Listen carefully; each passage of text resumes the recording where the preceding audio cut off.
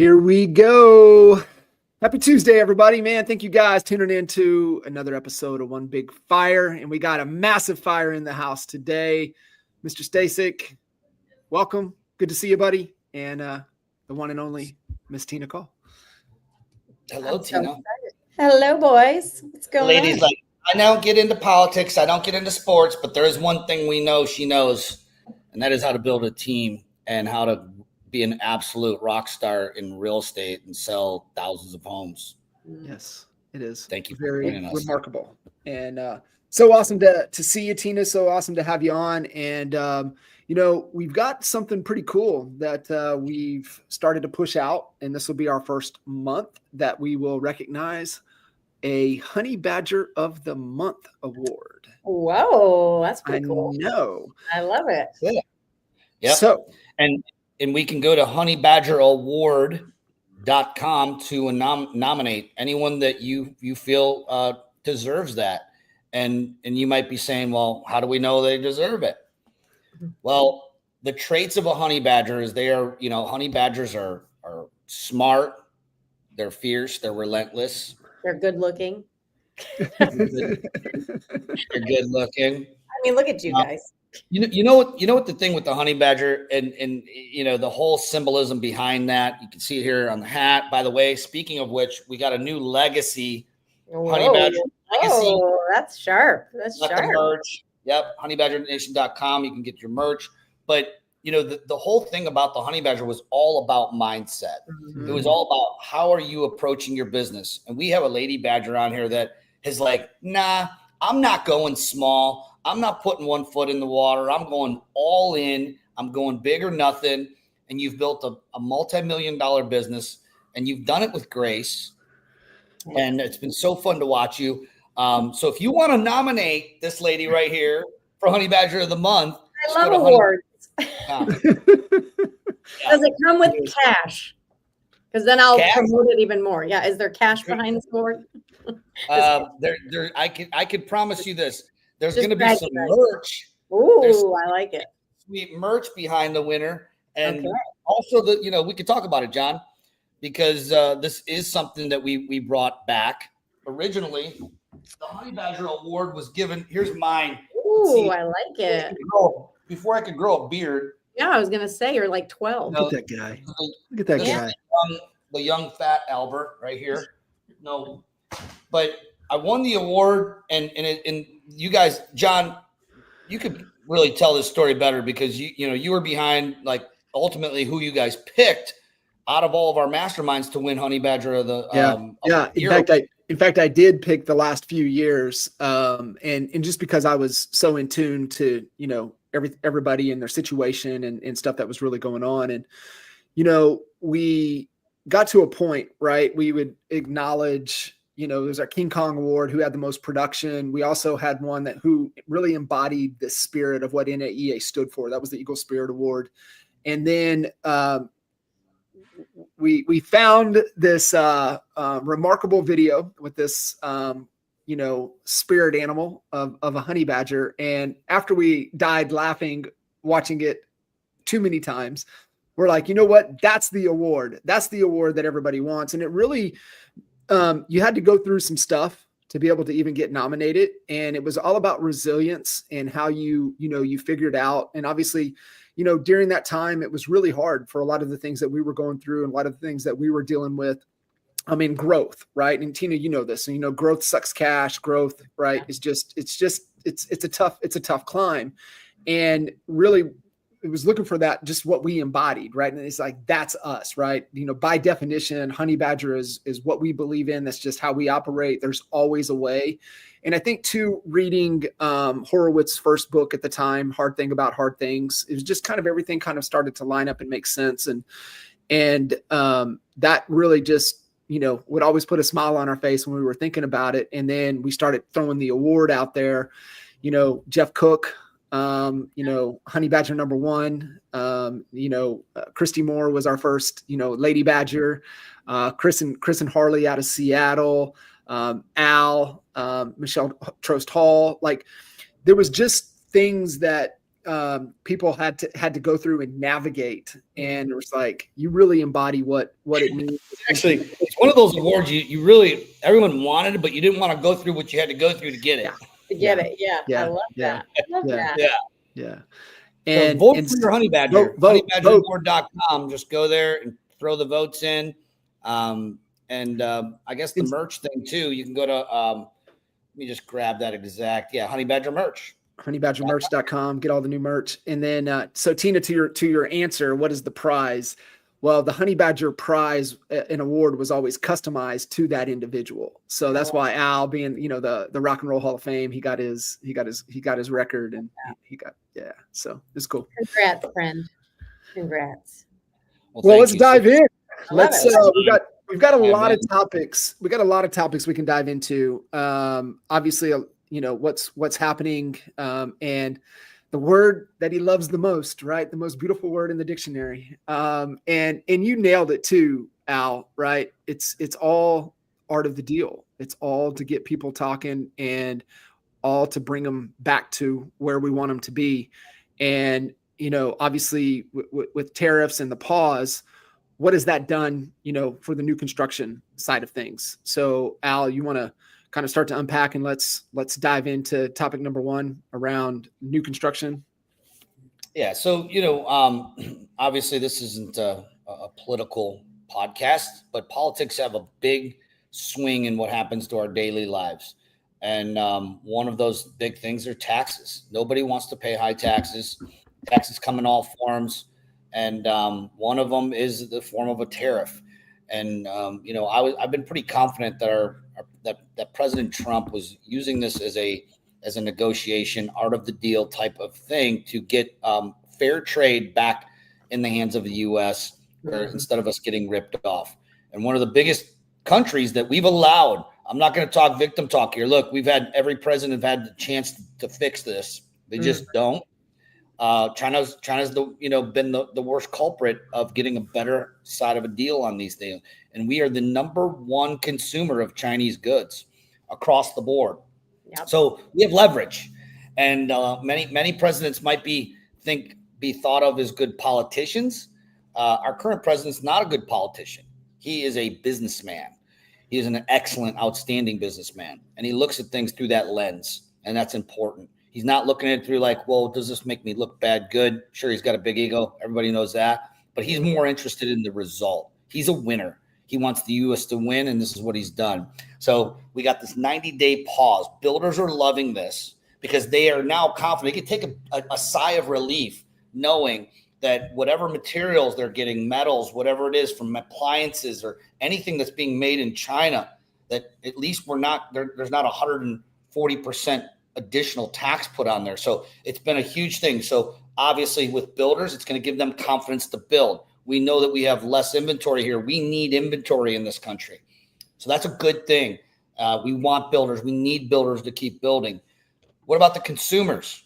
This gives consumer confidence. You don't believe me? Look at what the market did when there was an announcement before the market even opened. So, it's really about a consumer sentiment of confidence. Because if we have confidence, that means buyers, let's say they're like, we really do need to move, honey, but gosh, I just don't know what's going to happen with all this. Maybe we should just stay put. So we need that confidence in knowing that the economy's strong, job market's super strong. By the way, the rates did not come down, but that's because, Powell feels that the economy's strong, the job reports keep coming back strong. So that's stability, and that gives confidence to buyers to go ahead and want to buy and start looking again, and builders to keep on building.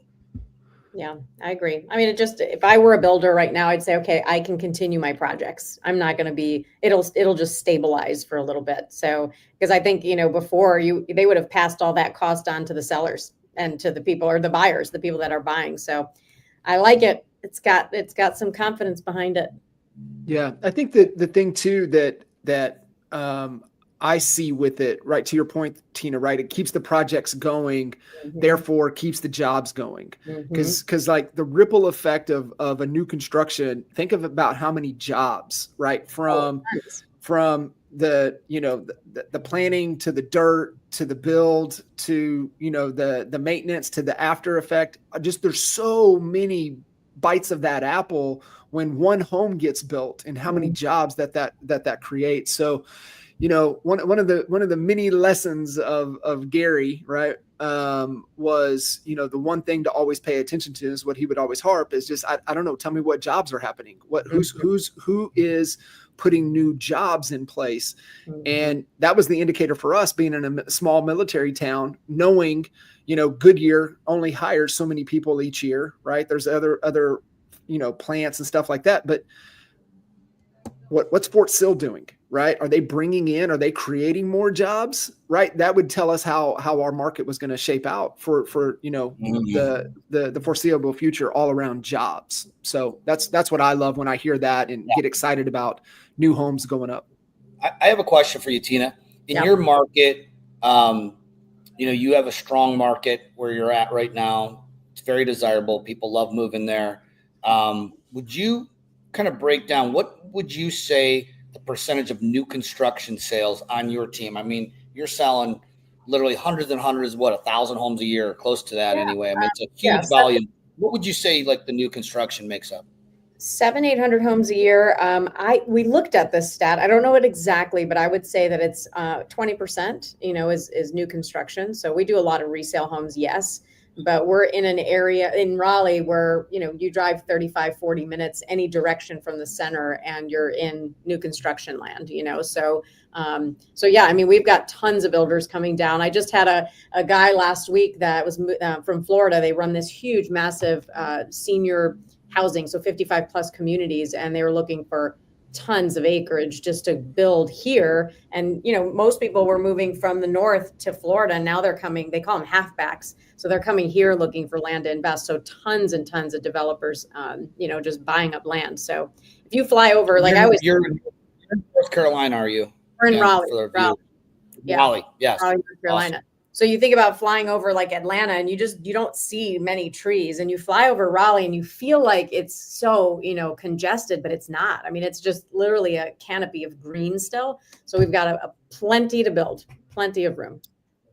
So you're moving just you're just one team and of many, many teams in the US, almost 100 new construction sales just from your group alone per year. Yep.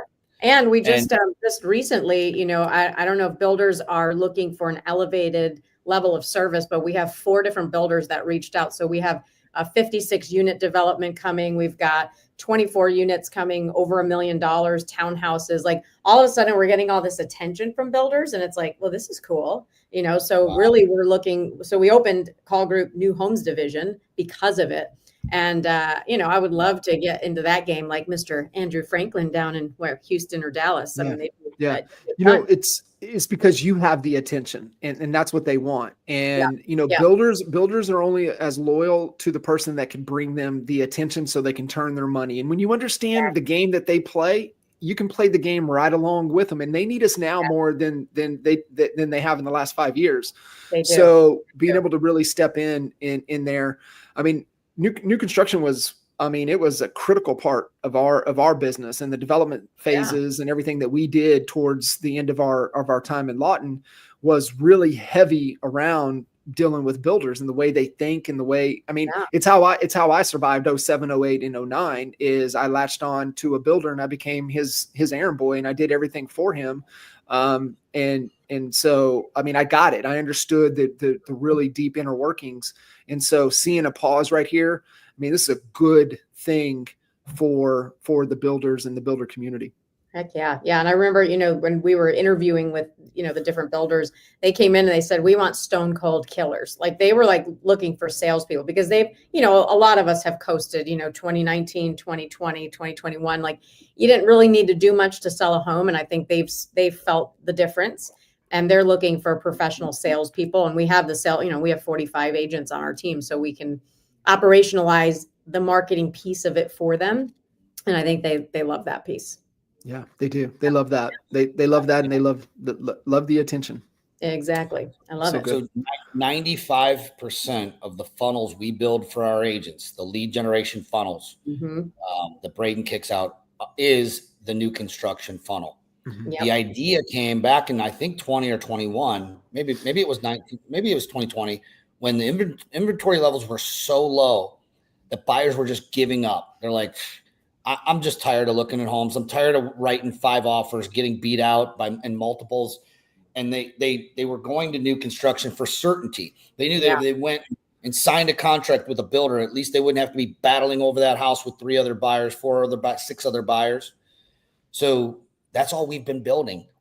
Even today, we are probably kicking out 20 to 30 per week new construction funnels for our agents. We're just building them out, and it's the lowest cost per lead. I shouldn't even be giving this out, but we're giving it all away today. Lowest cost per lead.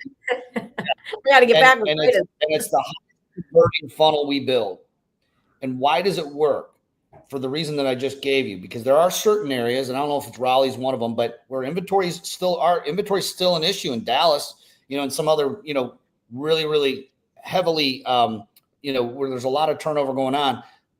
Inventories levels are going up in, I guess, Florida, but there's still other areas where we're getting multiple offers. So buyers want certainty. We're looking to build. So this pause on tariffs is a good thing. So yeah. I agree. Let's move on to topic number 2. Let's talk about Zillow. Let's talk about Zillow for a second here. So, showing, profitability, but it's always layers deeper, right? Like, what's the real root cause of this? So, Tina, you see this, like, what immediately comes to mind when you see Zillow finally turning a profit?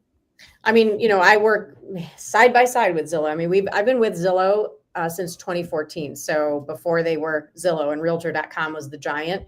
I've watched every little move that they've made and have always been offered the opportunities at the forefront.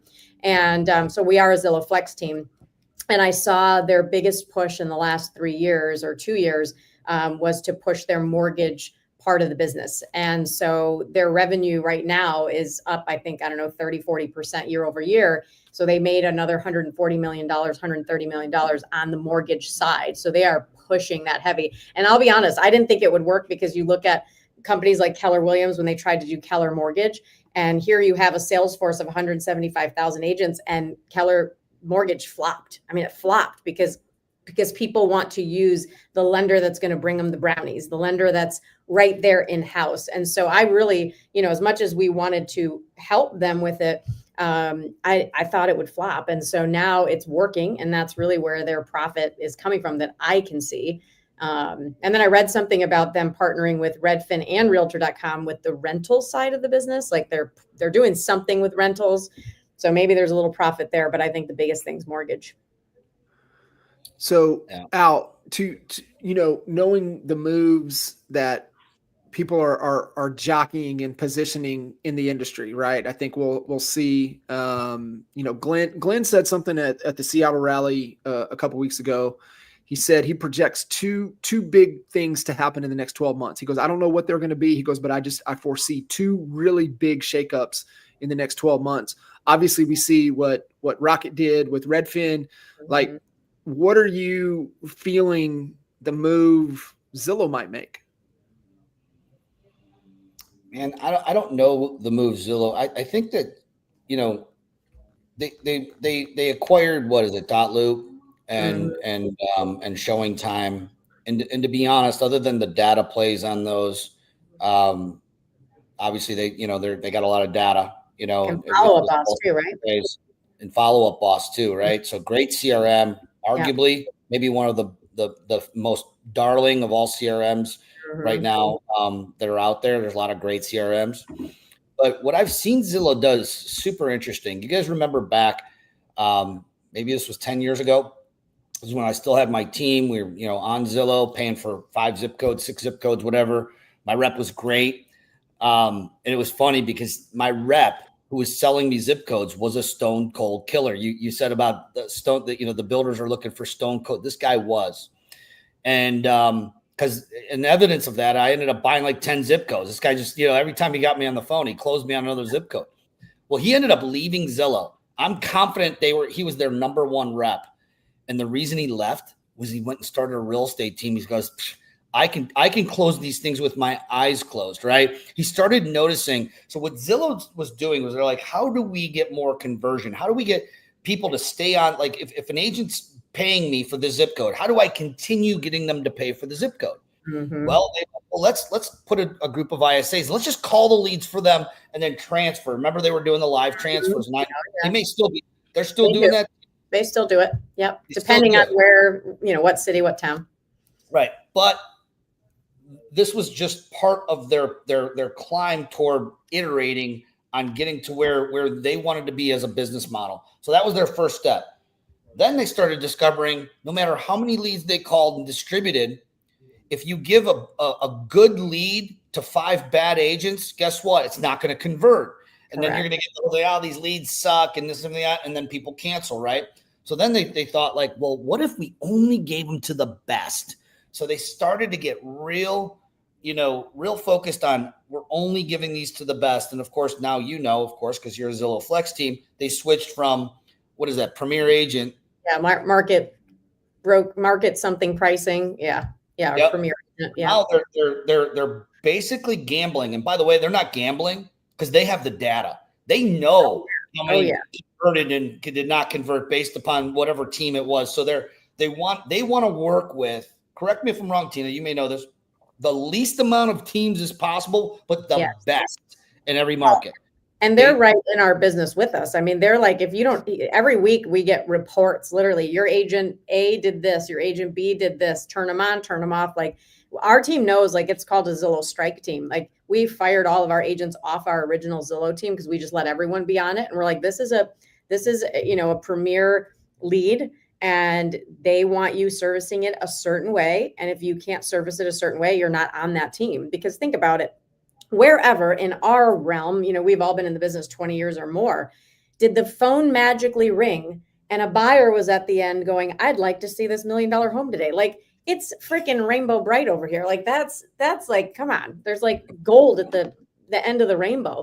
And so I'm like, that's not reality. And so I think they're amazing leads. Yes, there's a 40% bump on them, but I told our team, I'm like, the goal is you're in front of, you've got a wide net. You're bringing in all these customers. It's a customer acquisition cost. Who cares? Because I give them 40% now. And we just closed a $5 million deal, a $4 million deal. You take that customer and you turn it into 2 or 3 deals down the, yes, please. Yes, please. And the value is the list. Like if I'm with a company that has 225 million eyeballs a month versus homes.com that has 30 million eyeballs, I'm going to get a majority of the customers.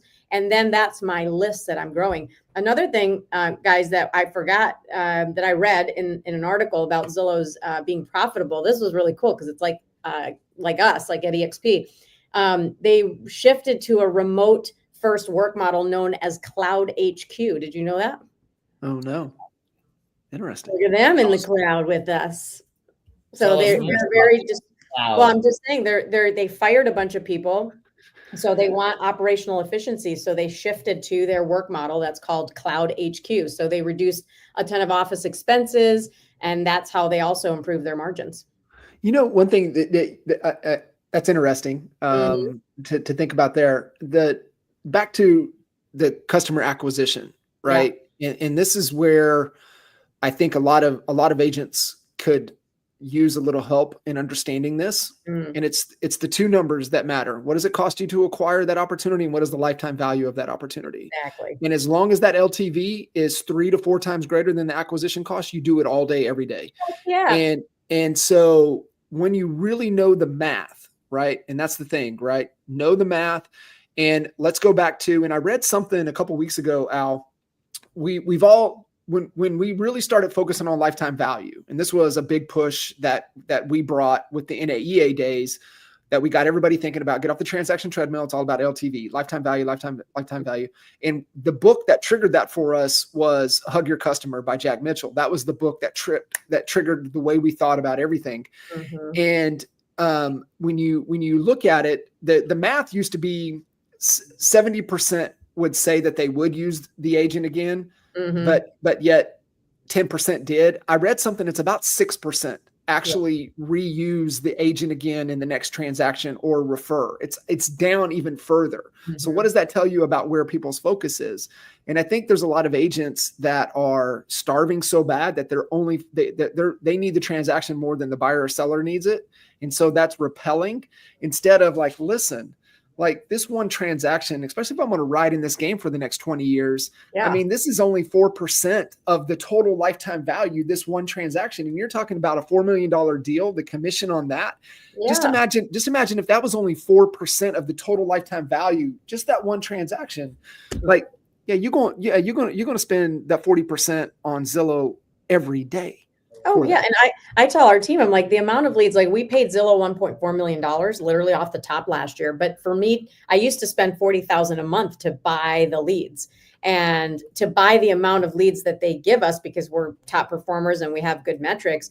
I would have to spend, I think we added up, it was like 160, 170 grand a month to buy the amount of leads. And so, yes, they're giving them to us with that cut on that, but it alleviates the stress of a team owner or any, small business to have to go and buy those really good quality leads. It's funny you say that. I coached a team that paid $160,000 a month. I believe it. And you know what? They slept like a baby every night. You know why? Because they knew the return was there, because they paid attention to the metrics. They knew their numbers. And it's an earned opportunity. The better you are, the better the opportunities you get. And I bet you the culture of that team is really high accountability, because when a team owner's paying 160 grand, they're not letting you be willy-nilly, where we were paying less than that. And we were a little more willy-nilly in the beginning. There ain't no willy-nilly about it. No, if Bill's like, if you're going to have our leads, that we're gifting. There ain't no willy-nilly about it. It is a 24/7 observation is what's happening. 100%. So and check this out. It should be. So you are actually paying a 60% tariff for these Zillow leads, and you love it. Bring me more. Love it.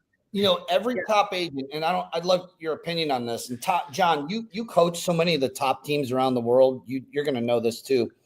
But every top team I talk to that's on Zillow Flex, or let me take that back, that they were paying, like you were paying 30, 40, 50,000 a month, right? I just did the quick math, and that's how I figured out that's a 60% bump in your expenses, but you have no risk. There's two things that I love. One, everyone that I talk to is taking that 30,000, 40,000, 50,000 a month, and they're buying realtor.com leads. So they're actually more than doubling the number of opportunities coming into their team without having to dip into their own pocket. Yes, they're paying 60% higher expense for those Zillow leads, but you're getting more of them. And like John, you talked about, it's a cost of doing business. And when that Zillow lead that you just closed for $2 million, when they refer their sister, their brother, their mom passes away, you have to sell their house. There's no tariff on those.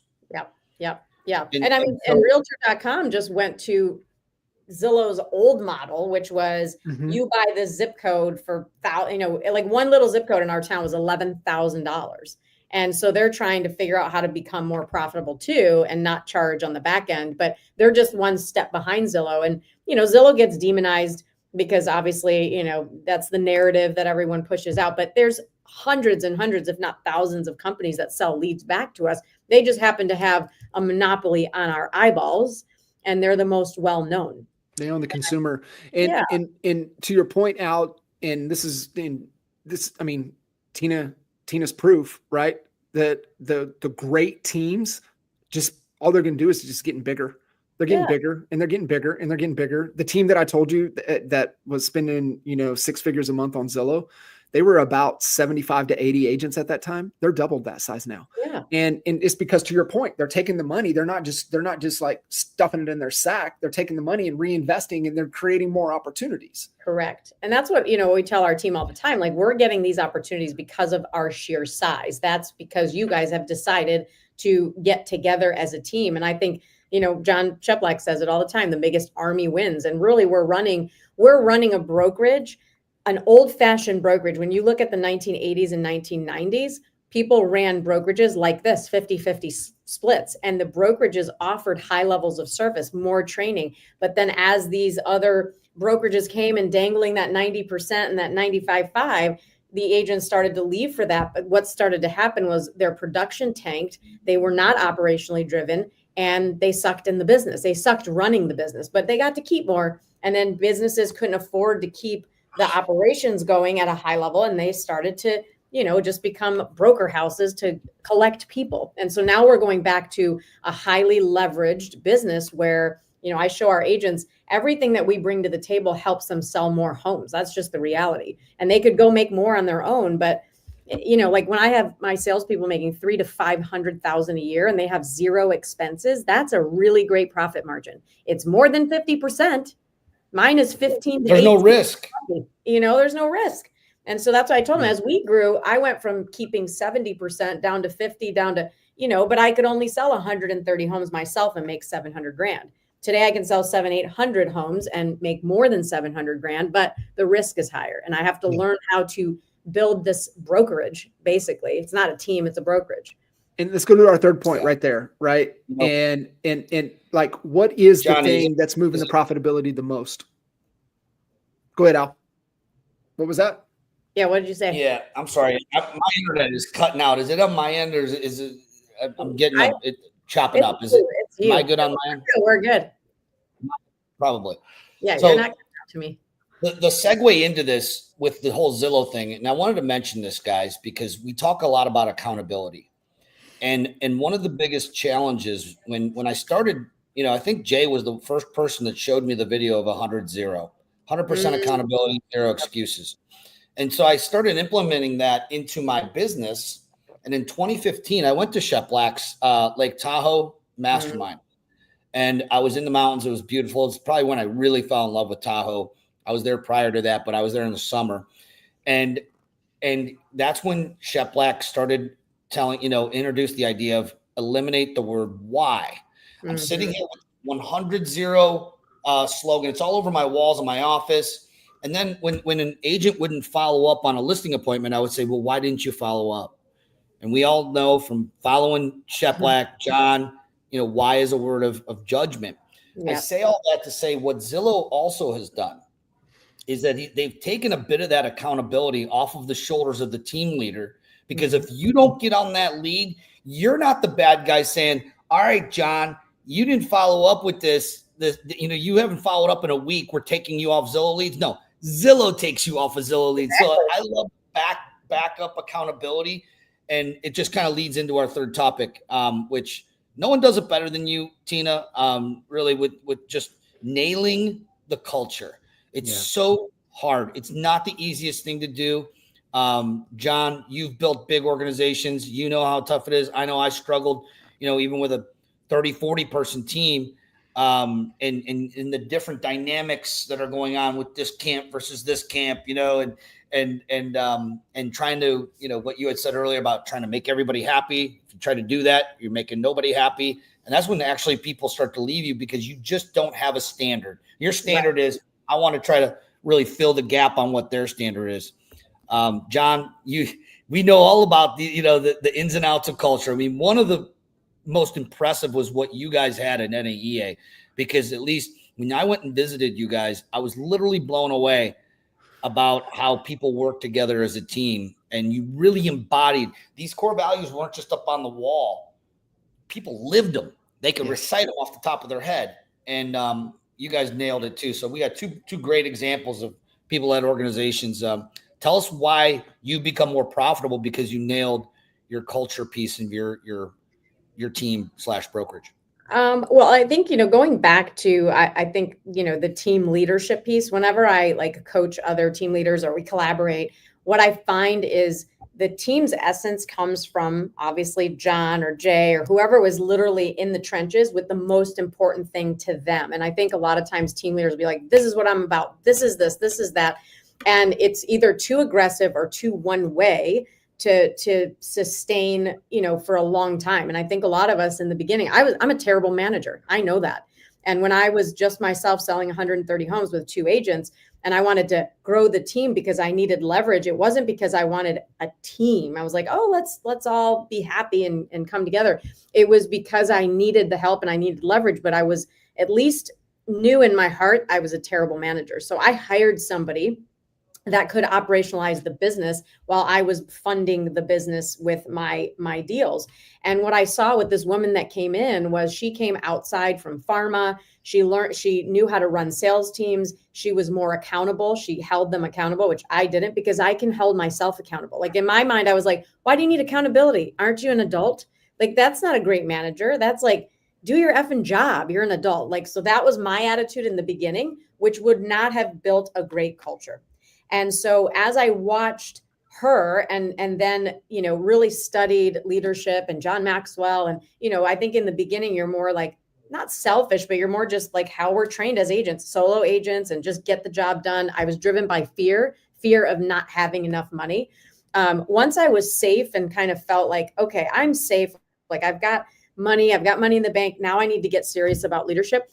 I think I'm not great at it. I'm a forever student of it. So I'm actually crappy at it, but I'm still in the trenches every day learning. Every day I read something about leadership to expand my mind. And so now I went through the whole give them what they want so they don't leave, raise their split so they don't leave. All of that was wrong in my opinion. And now the last several years, we adopted more John Cheplack style, which is exactly that. Like, what are our standards? We want to be around excellence. We want to be around grit. We want to be around failing forward. We're fun AF. Like, that's one of our standards. Like, we have fun. Like, we're not just crotchety old, curmudgeons. Like, we have fun here. And I think now that we, like you said, we live them, we breathe the core values, we can look at a person and say, do they live by our 6 core values? And if there is a no in a couple of them, they're out. I don't care what they produce. And so now all of a sudden people are seeing us fire a top producer and they're like, whoa, like we're not untouchable. And there is a standard here. So I either adopt to this because I truly do believe in it, or I don't. And I always tell our team, I'm depending on you to coexist in this environment and kind of co-create it with me. If you don't believe in what we believe, then there's the door. And that's literally how we speak to them, because we don't want them in here bitching and moaning about what they don't believe in. Why are you here then? There's no handcuffs. The door is wide open. And so that's just going back. It's like what I guess the point I'm trying to make is the heart of the leader is typically the essence of the team. And I love helping others and collaborating and having a low ego around here. I fluff the pillows and clean the carpets just like anyone else. And so nobody's above anybody else. And they carry that on. Yeah, I love it. And it's why, I mean, the results is just the downstream ripple effect, right? Mm-hmm. Of the consistency in the work, just you being you and not allowing, those that don't align to our values. And the rule of thumb on the core values is, so if you have 6, then everybody has to have at least 4 and they're working on the other 2. If it's 3, it's not going to work. If it's 2, it'll never work. 1, you should have never hired them in the first place. Correct. So that's kind of your barometer. And what I would challenge anybody listening in to this, that if you don't have concrete core values that you look at every day, you make decisions off every day, your people make decisions off of every day, then that's the number one thing that you've got to get right. Mm-hmm. And there's a lot of great exercises to come about your core values. Jackie Bowman gave me an exercise to where it's basically you answer 11, 12 questions. And it's like, do you have trophies or do you have pictures around you in your office? Right. Like I have books everywhere I go. Like, I mean, it's absurd, books everywhere. And I mean, I'll just put books down just as a reminder to see it, but I'll also do it sometimes because I want the kids to see it. Mm-hmm. Right. Just little triggers. Well, that says something about my values, right? Yep. With the books or the pictures and things like that. So there's ways to go about it to really uncover it. And the worst thing you could do, and this is what we did, Chad Goldwasser, good friend of ours. I mean, the reason Al does Rock and Rescue is going to be Rock the Spectrum this year is because of Chad Goldwasser. And Chad was number 1 in the world for KW. And we had the very first rate conference in our office since we started rate. And Chad's in there and he's talking about core values. We're like, what? Core values? What are those?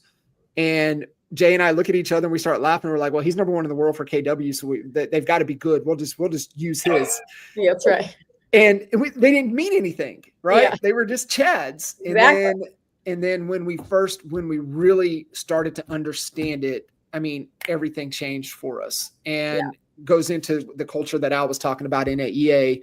And that was us. I mean, that was just truly born out of who we were, how we showed up every day, and really embodying and living it. And that's just kind of my definition of culture is just your values plus how you behave. And that's 100%. really the culture you have.